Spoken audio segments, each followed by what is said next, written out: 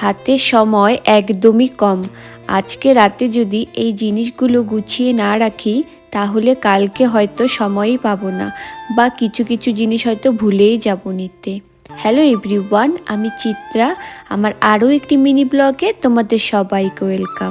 9 তারিখ ছিল মামার বিয়ে, আর 11 তারিখ মামার বৌভাত। তাই আজকে রাতেই আমি সব গুছিয়ে নিচ্ছি, কাল বাড়ি যাব, সব কিছু সংসারে রান্নাবান্না করতে হবে, হয়তো টাইম পাবো না, তাই রাতেই ব্যাগটা গুছিয়ে রাখছি। জানো তো, আগে যখন কোনো বিয়ে বাড়ি অনুষ্ঠান যেতাম না, কী ড্রেস পরবো বা কোনটা পরলে ভালো লাগবে সব কিছুই না আগের দিন রাতে একবার করে পরে দেখতাম। আমি দুটো শাড়ি নিয়ে নিয়েছি, একটা হচ্ছে ব্লু আর একটা গ্রিন, যেটা মানাবে সেটাই পরবো। তো বাড়ি চলে গিয়েছিলাম পরের দিন, সব রান্নাবান্না সংসারে কাজ করে রেখে বাড়িতে আমি চলে গিয়েছিলাম।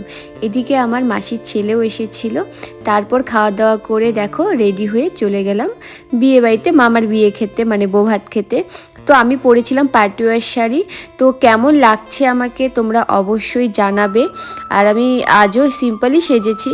আর এই শাড়িটা আমি 2 বছর আগে কিনেছি, যেটা আমি পরার সুযোগই পাচ্ছিলাম না। হাতে যে গোপালটা দেখছো সেটা আমার মা দিয়েছে, আর যে নিয়েছে সে হলো আমার নতুন মামি।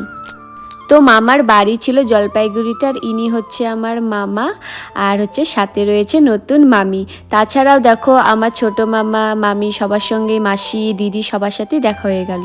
তো আমরা গাড়ি করে গিয়েছিলাম, যাবো খাবো চলে আসবো। সবার সাথে কথা বলে ফটো তুলে সব কিছু কমপ্লিট করে আমরা খেতে বসলাম 10:30টার দিকে, কারণ বাড়িও যেতে হবে। আর এখানে না একটা ঘটনা ঘটে গেছে। যখন খাবার তুলতে এসেছিল না, দিদি এমনভাবে প্লাস্টিকটা উল্টে দিয়েছিল যে নুনের কৌটো তো ছিল সেটা পুরাটি আমার শাড়িতে এসে পড়ে গেছে। তো দেখো আমরা খাওয়া দাওয়া করে চলে আসবো, তখনই হঠাৎ বৃষ্টি শুরু হয়ে পড়ে, মানে বৃষ্টি শুরু হয়ে যায়। তারপর আমরা তাড়াহুড়ায় বেরিয়ে পড়লাম। তো কেমন হয়েছে আমার ব্লগটা অবশ্যই জানাবে।